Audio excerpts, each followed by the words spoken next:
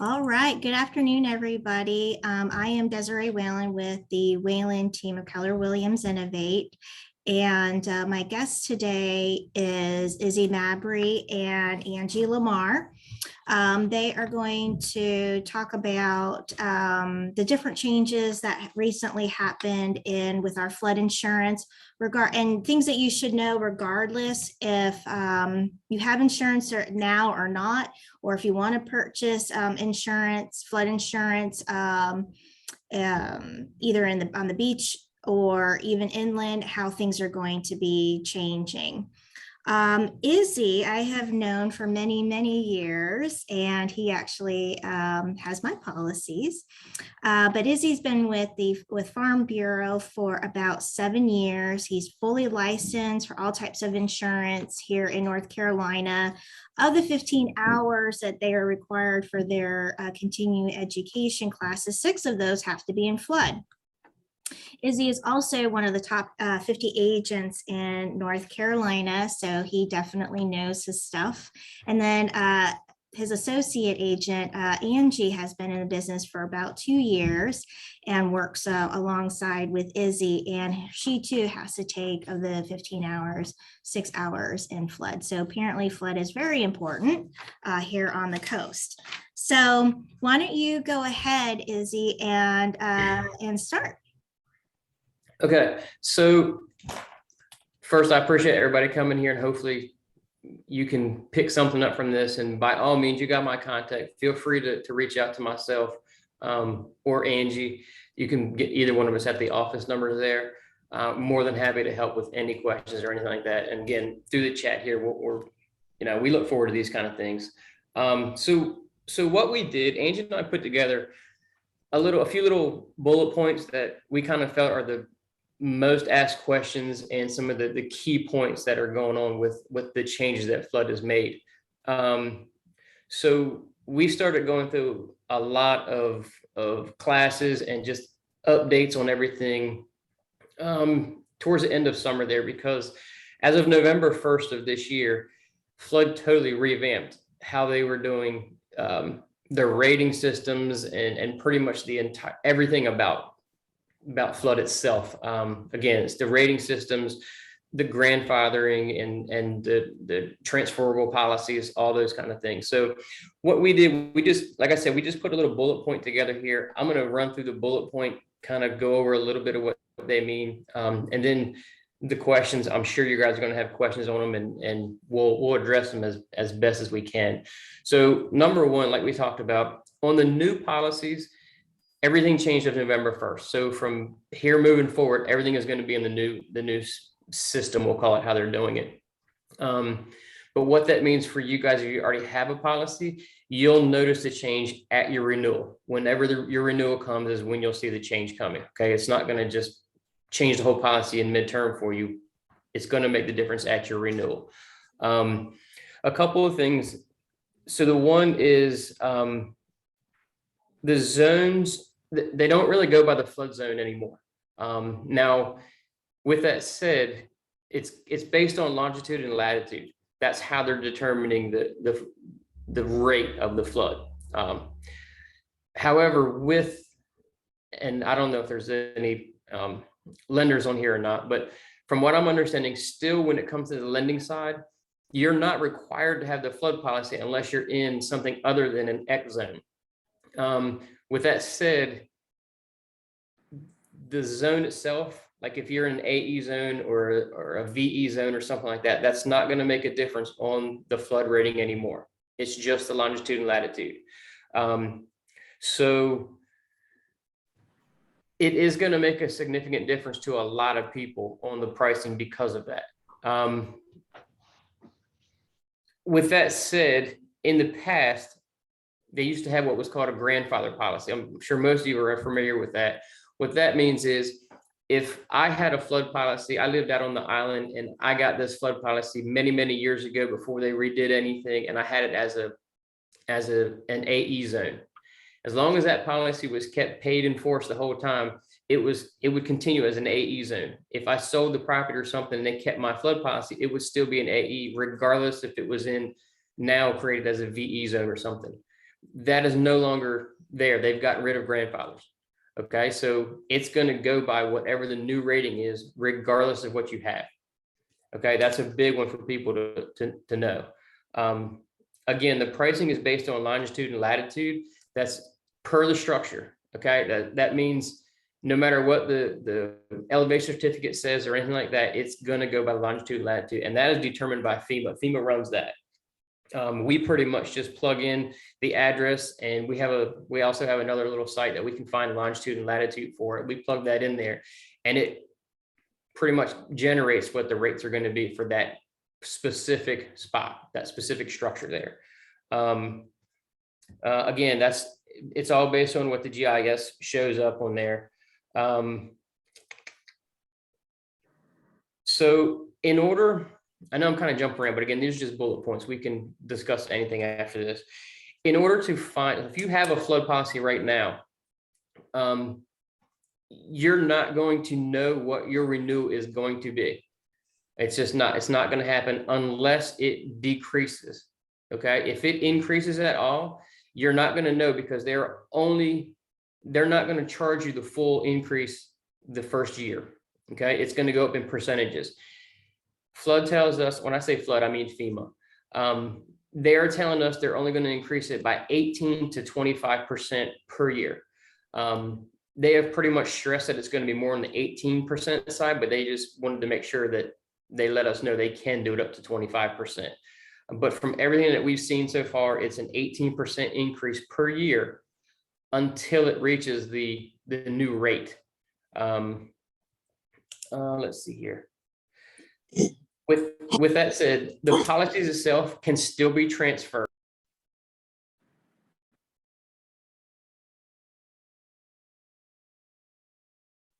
Izzy, I'm sorry, I accidentally muted you. You have to unmute yourself. Sorry about that. All right, where did you hear about the transfer policy? If you could repeat that part, that would be great. Thank you. Okay, so the policies are still transferable. What that means, if you have a policy, and let's say you were paying $600 for that policy, and now somehow that policy has gone up to $5,000. You're in that 18% per year is how it's going to go. If you sell your house and someone assumes your policy, they're still in your same path there. So it's only going to be 18% per year that it's going to keep increasing for that person as well. It's not going to automatically jump up to $5,000. So the transferable side of it is still there. If that is, that can make a big difference on your home. So just know that that's still available. The other big one is the elevation certificates. If you've got a flood policy now, I'm sure you are familiar with what an elevation certificate is. Well, the elevation certificates are not really going to be used too much anymore in the way that FEMA is rating for the floods. What is going on with the elevation certificate? If you have it, we can still use it and submit it for the rating. So when we submit a flood policy now, or a flood application, FEMA gives us two options.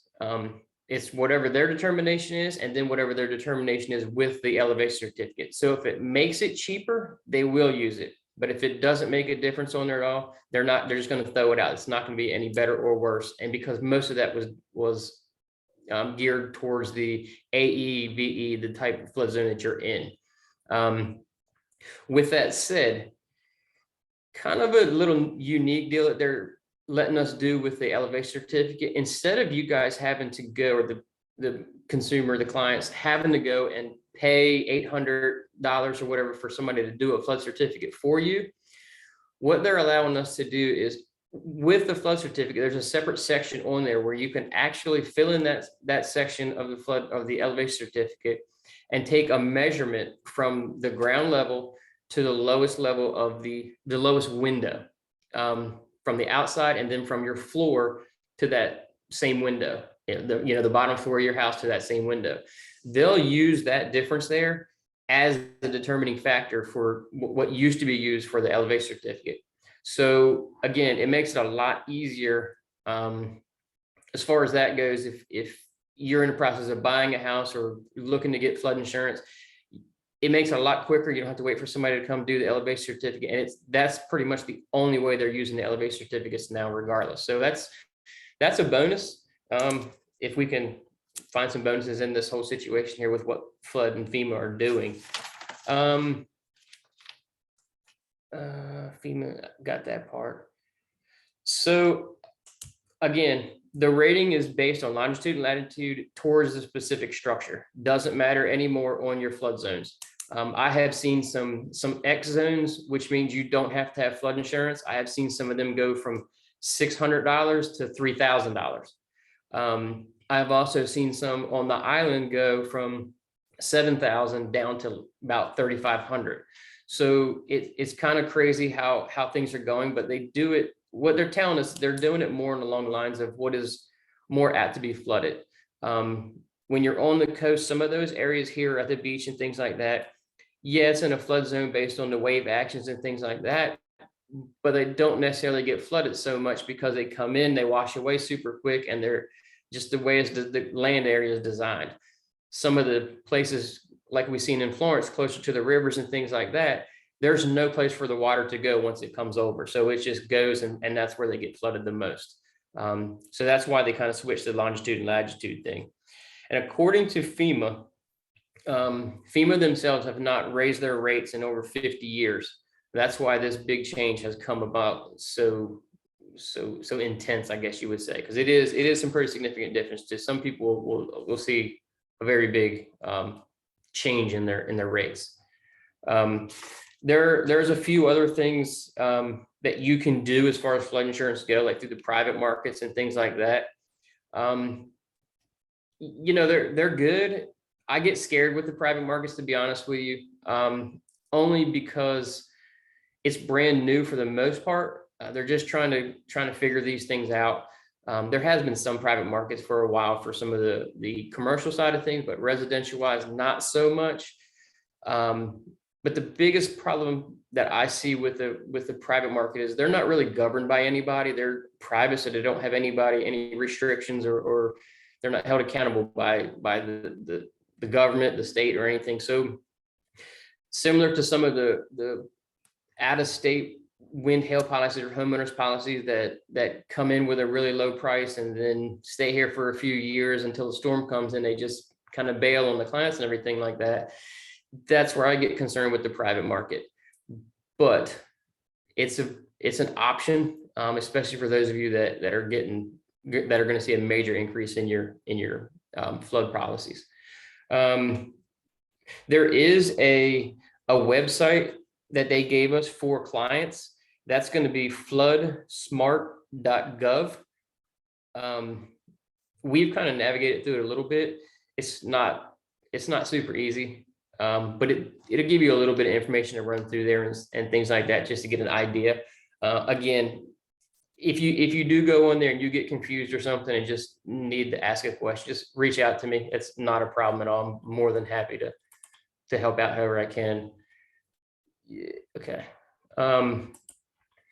Can you think of anything else that we need to kind of touch on with that you remember? I mean, really just the bottom line is just, it's solely based on the structure. Yeah. Not everything as a group. It's based on the individual structure itself. So and sometimes flood vents don't even make a difference. Correct. Like if you're in an X zone and you have the proper amount of flood vents per your square footage of your home, sometimes that doesn't make a difference on the price. And sometimes it does. So really the only way that you're going to know what yours either will go up to go down to is to have it quoted. Yeah, requoting it. And that's kind of the thing, like I was kind of touching on how, you're only going to, if it is a big increase or something like that, you're only going to see the 18 to 25% per year. You're not going to know. There's nothing on there that's going to tell you exactly what it's going to be at the new rating, unless you just get it requoted. So that's, that if you start seeing an increase in your premium, like I said, you're not going to know how long that's going to last until you get it requoted, and that's going to determine it. But other than that, I'm open to questions or anything like that. Hopefully I didn't rumble on it too much. No, you did great. Thank you. Does anybody have any questions? You can either unmute and ask the question, or if you want to put it into the chat box. If not, I have a couple of questions that I could ask. Okay. Izzy, so if you have had a flood before, how does that affect your property? And you say you were in an X zone before, you didn't have to have flood insurance, but then during Florence, your house flooded. How are they now determining whether you need flood insurance on those type of homes? So if you only had one flood, it's not going to make any difference on there. So what happens is if you have multiple floods within a 10-year period, you become a repetitive loss. And that's just a whole nother deal that you've got to go into. You're strictly through FEMA on those kind of policies. Again, that's kind of why they went with the longitude and latitude, to see what is being flooded opposed to what flood zones you're in. Because during Florence, it was in excess of 87% of the people that were flooded were in an X zone, meaning they were not required to carry flood insurance.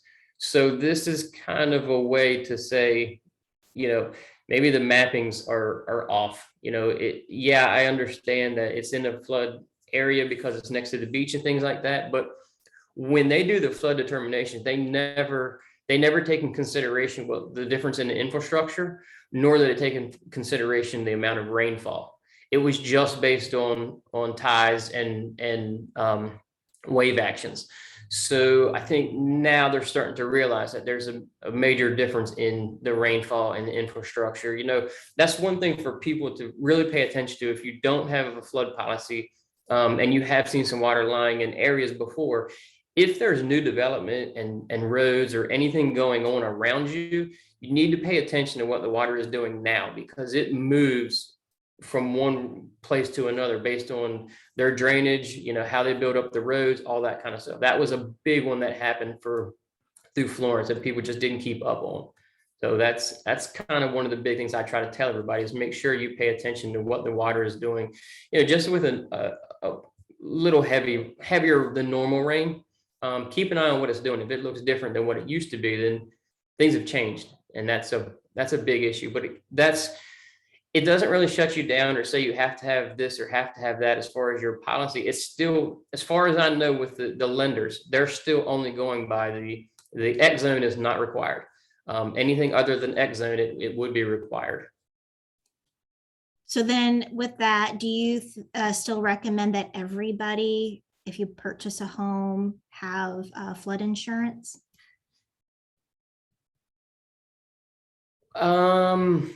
I think it should be extremely thought through.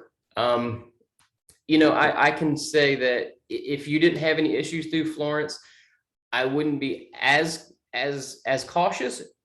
But with the amount of changes that are going on in the areas and things like that, I would definitely take it in consideration. Yeah, I mean, there's a lot of people now that are getting it regardless. I mean, you look at some of these people. I don't know if you're familiar with the Cross Creek area there. There was a lot of losses in there, and what happened, they were all X zones, and there was water over top of these people's roofs. I mean, you just seen the ridge vent sticking out.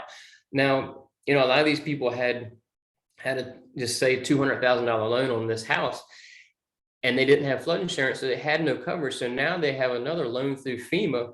They're paying 3.5-4% on another $200,000 because they rebuilt it. So now they have a $200,000 house with a $400,000 note on it. That's tough. That's really, really tough. So yeah, I think it's a very, very good idea to seriously consider a flood policy. Very much so.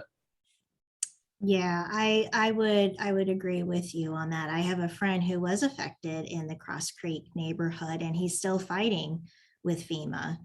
Yeah. They had to abandon their home, and so they're renting a home, and it's been kind of a mess. I know as a realtor that I recommend everybody get a flood policy now, especially after Florence. Yeah, it was devastating. Yeah, that was definitely eye-opening for sure.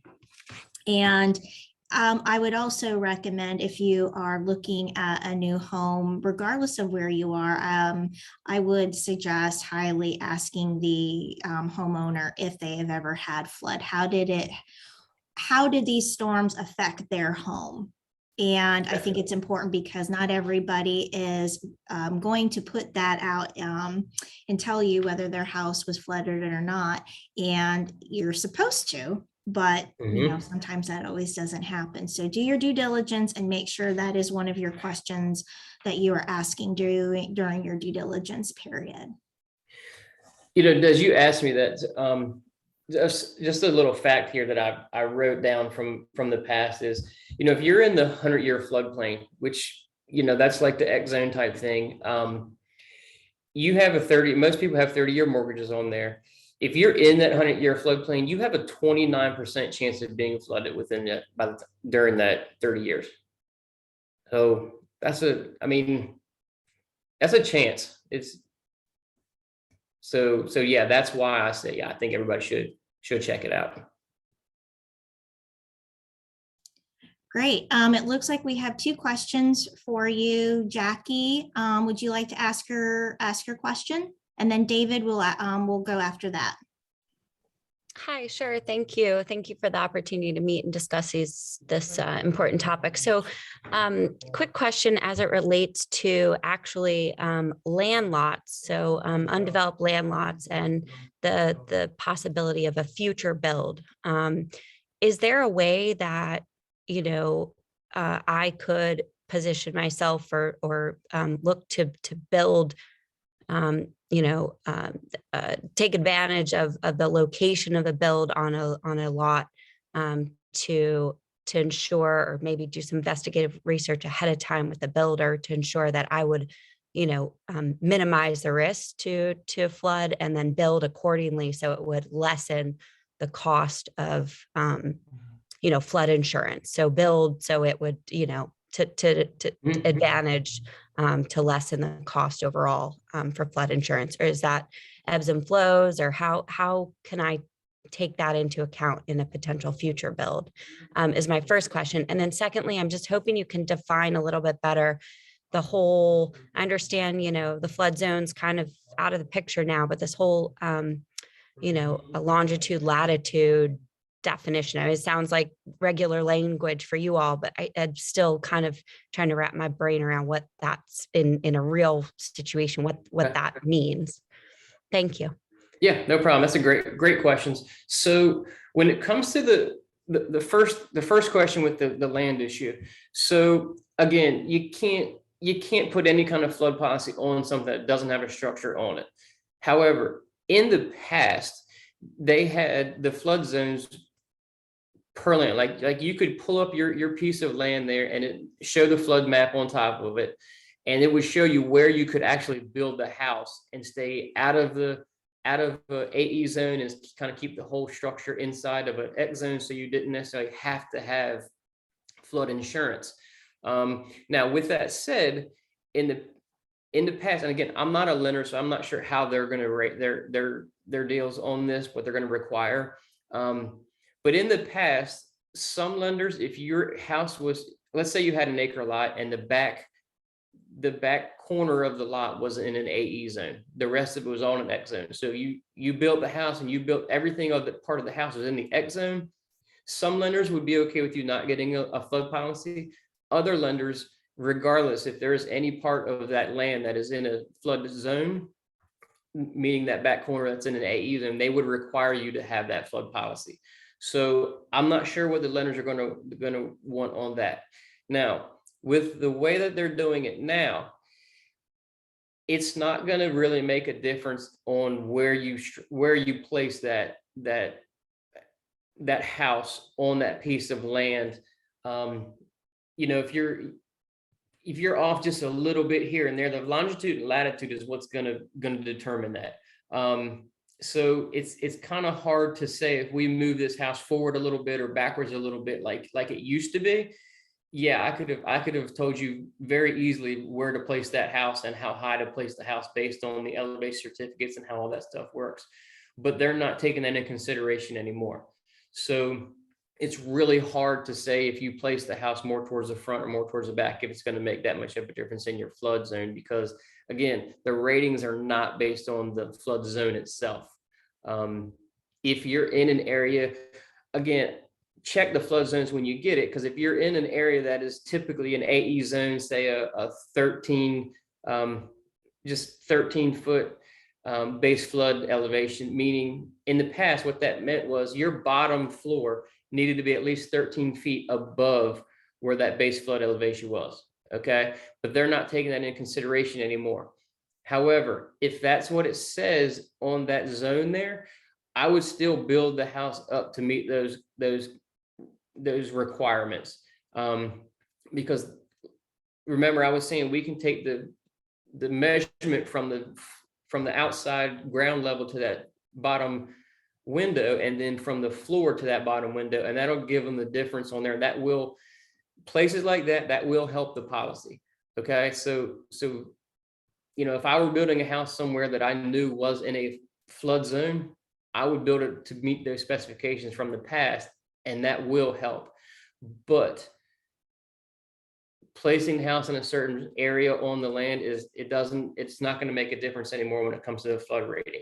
And when I say the longitude and latitude, so that is just the north and south line and the east and west line that is on the maps. That's how it shows it. So I can I don't know if I can find it on while we're on the Zoom call, but what I can do, I can send something to Des that shows how to find the latitude. Do you remember what that is without going to the computer?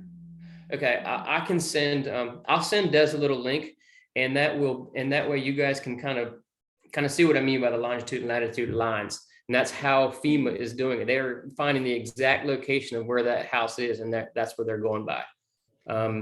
Thank you. So whether a structure or even a vacant lot in this new system, we can look up ahead of a purchase and just see based on that longitude, latitude, if it's going to, according to FEMA, require flood insurance, or to what degree, roughly?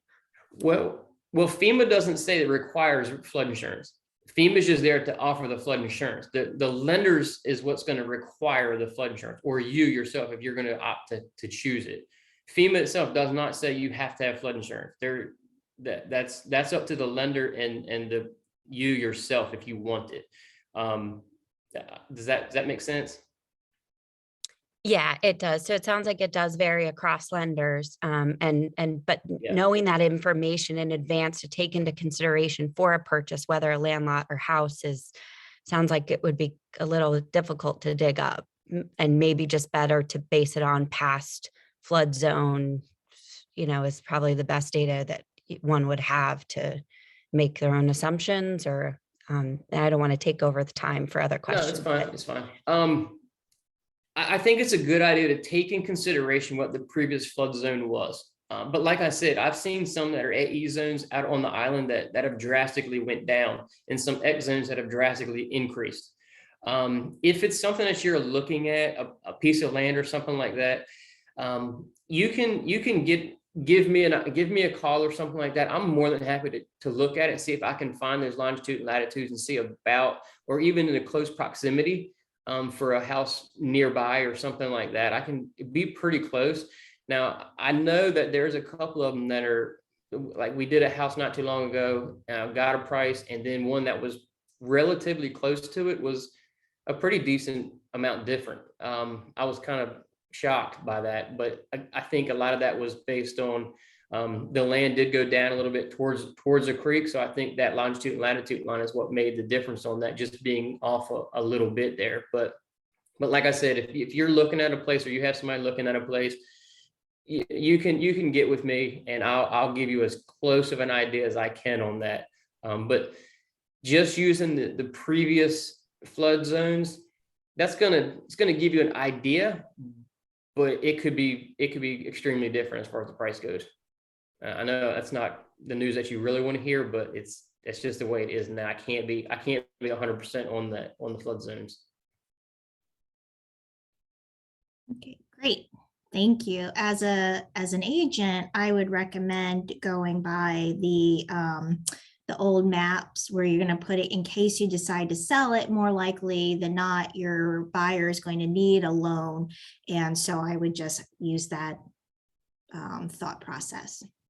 All right, David, why don't you go ahead and ask your question? Thank you for waiting. Yeah, thanks for the time. Hey, I was wondering, sorry I jumped in a little bit late, but what's your assessment on the flood risk information system on frizz.nc.gov at looking at maps? Because they do have a place where you can enter in your address. Have you looked at that website? I haven't. What did you say that website was? It's fris.nc.gov, and it does let you enter in an address. Mm-hmm. Instead of a longitude and latitude. I was just if it's worth anything, if it is, and then because I'm looking in at some investment properties in Oak Island, mm-hmm. and I'm just seeing, I've been going down there for years, and it's just the construction on Oak Island is just exploding, and we're seeing these old rickety houses being put up on stilts and being redone and looked really nice now. And I guess this might be more of a common sense question that I'm just hoping to get validation on is one, looking for houses that are going to be on stilts, obviously that's going to affect the price or of flood insurance. I'm thinking I'm happy to be wrong if that's incorrect or not, but and then your opinion on the price valuations as they've gone up significantly. If you got a policy this year, would you go back next year and try to say, well, the house isn't worth that much anymore, and price of lumber's gone down and the replacement cost isn't as much? Just wanted to get your thoughts on that. Okay, so on the first part with the website that you were talking about, so what I was referring to is when we do a quote, we have to put certain things in there. Now we can run with just the address, and then it just takes a little bit longer. They'll populate the longitude and latitude for it. It's just a little bit quicker for us to find the longitude and latitude lines and set that in there so we can get the quote a little bit quicker. But if you're able to get on that website, which I'm going to visit here shortly when we get finished with this, if you can get on that and it's giving you any kind of ideas on there, it's probably pulling the longitude and latitude if it's gone through FEMA at all, because it's just. Okay, it's 100% going with the longitude latitude now. It's not just the address. So that makes a significant difference on there. So it sounds like that's a pretty cool website to be able to go in there and just check it out. I didn't even know this was here, to be honest with you, because I just go through my flood department and it just makes everything is right there for us. With what you were saying on the houses, the older houses raised, being on pylons and things. Sure, that's going to help you out for the most part. Like I said earlier, anytime you're in an AE zone or something that has a significant zone there, it's going to help you with the flood quote itself, but it's also going to help you a lot more when the weather does come, because they're up on stilts for a reason out there on the islands. So going with the longitude and latitude lines, even if we had, say there was an X zone out near a river or something like that, and the guy raises his house up on stilts and everything like that, it's only going to make a small little difference out there because it's an X zone. Some of the spots, doesn't matter if you're up on stilts, if you're in, if you have flood vents and things like that, it's still going to be what it is based on those longitude and latitude lines. And that comes back to, what in the near past, I guess, Hurricane Florence and some of the other ones, and what the water has done in those areas. That's why they've shifted to longitude and latitude. Now when you say you buy a policy, you have it, and you want to reevaluate because the price of the house went down, the replacement costs and things like that. So something to know that with a residential flood policy, the max that your house can be insured for is $250,000. Majority of the homes that are being built now are well over that. I know you said that there's some older houses that you're looking at, but again, $250,000 is the max that you're allowed to have on a flood policy. With that said, you have to carry 80% of that in order to have replacement costs. If you're not insured for 80% of what your house is valued at, then you're only going to get actual cash value if there's a flood claim. So it's not going to benefit you that much by dropping a whole lot of coverage on there if it's not going to really replace the house. That's the biggest thing. Now, don't get me wrong. If you have a 100,000, if the house is worth 100,000, just a small little house up on Highlands, then yeah, then I would lower the amount of coverage on there. But again, it still has to be within 80%, and that goes across the board. That's not just flood. That's the homeowners and everything else. And I've seen that happen to some people in the past where the house wasn't insured for enough, and they only got actual cash value on the house, opposed to getting replacement costs because it just wasn't at the right value. Especially in today's market, there's a lot of people that if they don't review their policies and see what's going on, it could seriously impact a claim if that's the case. Also, on the beach homes, when they're up on pylons, if you enclose anything in the bottom, it rates it from the bottom. Yeah. It does not rate it from the floor of the living area. It rates it from that enclosed stairwell where you have storage and all that stuff. It rates it from the bottom, like the entire bottom is enclosed. So something to think about. Yeah, which makes a serious impact on your rating. Yeah.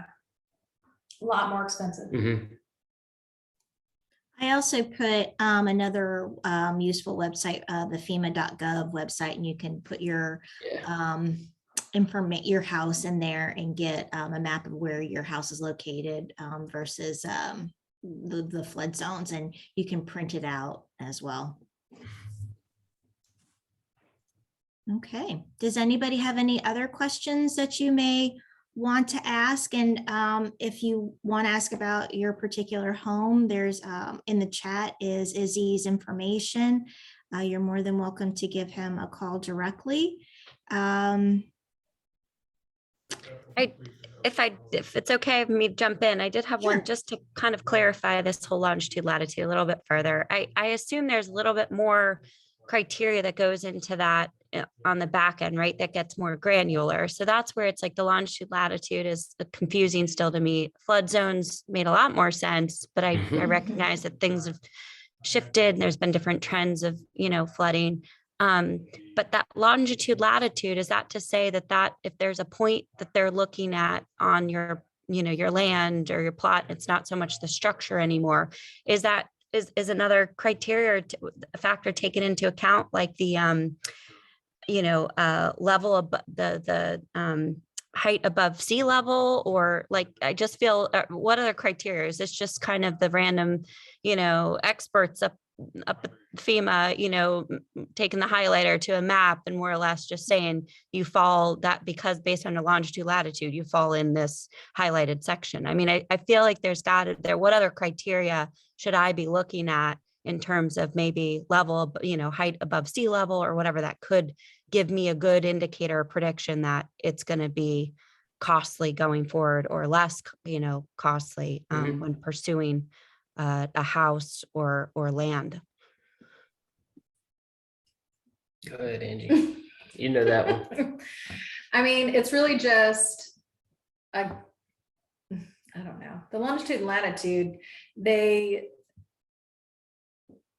don't even know. It's 100% that it is exact points on that longitude and latitude. And that's why I said earlier, it's based on where that structure is based on the longitude and latitude.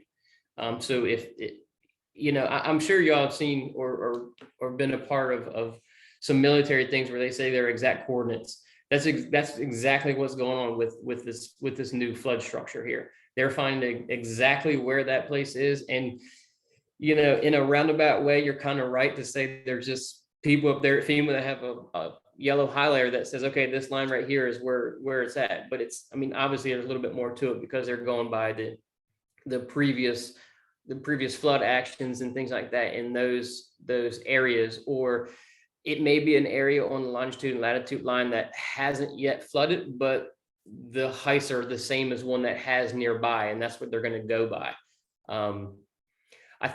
I really think some of this issue, is partly that there's a lot of places that are in X zones. We're going to go back to the zone part, that are in X zones that didn't have to have policies or anything like that, and they got flooded a lot in the past, in the years past, not just through Florence, but just they have been flooded a lot.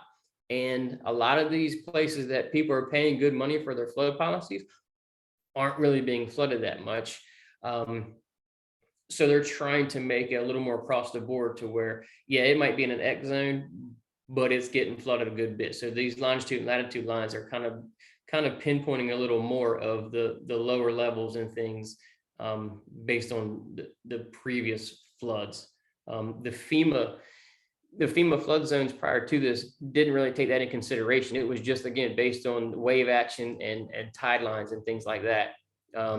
So this longitude and latitude line gets a little bit more in depth to kind of making it a little more exact to what has flooded in those areas. So I know it sounds kind of gray, but really and truly, if you do a longitude and latitude, it's a little more precise than it is with the way the flood zones work.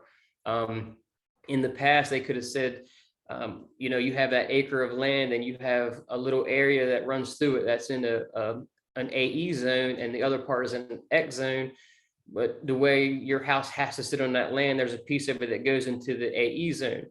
Well, you could have gotten someone to come out there, a Corps of Engineer or somebody like that, to really sit down and map it and go over it.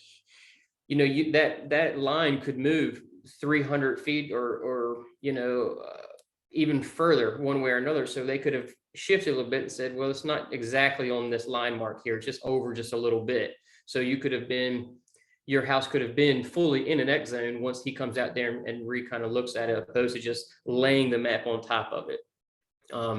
But now, with it being an exact coordinate, it'll tell you exactly what it's going to be. There's no, it could be here, it could be off a little bit kind of thing. I know, Jay. Yeah, I appreciate that clarification. So is the best resource, and are these tools updated now through FEMA.gov to can you still plug in? Because last I looked, it seemed like they were still using flood zone indicators or, mapping. But what's the best way to investigate that ahead of time? So we still show like what zone it's in and things like that. That still pops up on it because they still see it and they still take it in consideration. But the rating itself is 100% based on longitude and latitude now. So like I said, the only way to really get an idea of what it's going to be is to plug it in the system, and it'll pull it up and it'll give me the options of what's what right there on that exact spot. I'm guessing do you have a piece of land? Or are you looking to buy a piece of land and trying to Yeah, we're weighing both options. With this market, it may be more cost effective to purchase undeveloped land and build on it versus buy property, already built. So we're kind of considering both options, but of course, flood insurance is something now we have to factor into that cost as well. But it's just hard to have a sense of where there'd be higher risk when we don't really have the tools available to use during that, during our research. So like in the past with this thing, and I've done a lot of this with Des. Whenever you get in the market and you find something that you got an idea that you like, you can reach out again and I'll run some numbers. It really doesn't take long at all to get an idea. It happens a lot. I've had some people that have gone through 4 or 5 different places just because of what the flood is doing. So I can give you some really, really close numbers on that and see what it's going to be. But, and I hate to say that, be 100% on what flood zone that piece of property is in, because the rates have varied so much between the two. But understand that if you're in an X zone, you don't have to have the flood policy, so it's not going to be required through your lender. That's something you can think about and get through it. But if it's not in an X zone, you are going to have that policy regardless. If you have a lender, if you pay in cash, and obviously that's up to you. But the biggest thing is just reach out to me, or if you whomever. But it's really not that difficult to find an idea of where you're going to be as far as the cost of that flood policy. That's probably that's 100% the best thing to do is just call me and say, hey, this is where I'm looking at. This is the address, and if you give me an idea, I can pull it up on the GIS and find the longitude and latitudes and plug it all in, and we can be really close. Great, thank you. Okay. Does anybody else have any questions before we part? Okay, well, thank you everybody for taking time out of your day to learn something new about what's going on in our area. And thank you to Izzy and Angie for providing some information, some useful information. Again, if you'd like to talk to Izzy personally about your home or future home, feel free to give him a call. Anything that Izzy provides to me, I'll make sure that everybody gets a copy of that. All right, everybody, have a wonderful afternoon and week. Bye-bye. Thanks, everybody. Have a good one.